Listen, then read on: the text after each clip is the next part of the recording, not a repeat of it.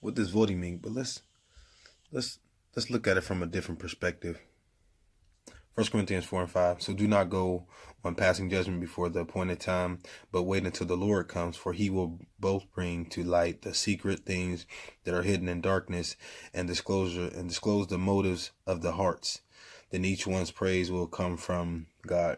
So let's look at it back in May 7th, 1955, in Biloxi, Mississippi. This is from splcenter.org. So Reverend George Lee, one of the first black people registered to vote in Humphreys County, used his pulpit and his printing press to urge others to vote, while white officials offered Lee protection on the condition he end his voter registration efforts, but Lee refused and was murdered.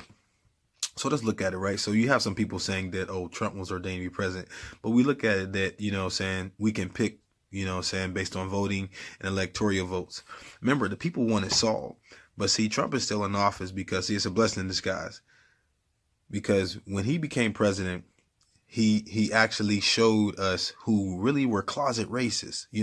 There's still some out there, but it showed us what side they're on. And this is where we need to pray from. That's why the Bible says pray for our enemy, those that are causing hatred in life. But he's still in office because some people think that he can do no wrong and nothing like that. Like he can do anything. So he's being exposed, and a lot of people are being exposed too. We're in a season of exposure. But let's even look at August 13, 1955, Brookhaven, Mississippi. Lamar Smith was shot dead on the courthouse lawn by a white man in broad daylight while dozens of people watched. The killer was never indicted, but no one would admit they saw a white man shoot a black man. Smith had organized blacks to vote in a recent election. It's funny, but people say, voting is not important. But if it's not that important, then how come there are a lot of people that don't want us to vote?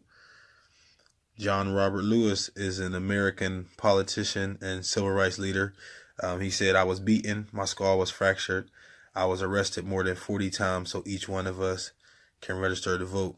Do your part. Even Martin Luther King in 1957, he gave Give Us the Ballot speech, one of his popular speeches at the Pilgrimage for Freedom gathering at the Lincoln Memorial in D.C. on May 17th. It said, give us the ballot and we will no longer have to worry the federal government about our basic rights. Give us the ballot and we will no longer plead to the federal government for passage of anti-lynching law. Give us the ballot and we will fill our legislative laws with men of goodwill. Give us the ballot and we will place judges on the benches of the South who will justify and love mercy. Give us the ballot and we will quietly and non-violently, without rancor or bitterness, implement the Supreme Court's decision of May 17th, 1954. But even with Trump becoming president, there showed that there's a lot of things that we need to fix.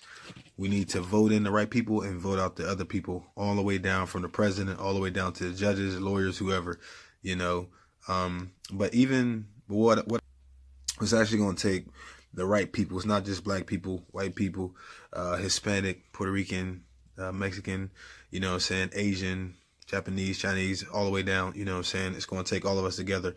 Even a white woman, Viola Louisiana, was helping to shadow black demonstrators between Selma and Montgomery, Alabama, when she was shot dead by the Klansmen on March 26, 1965.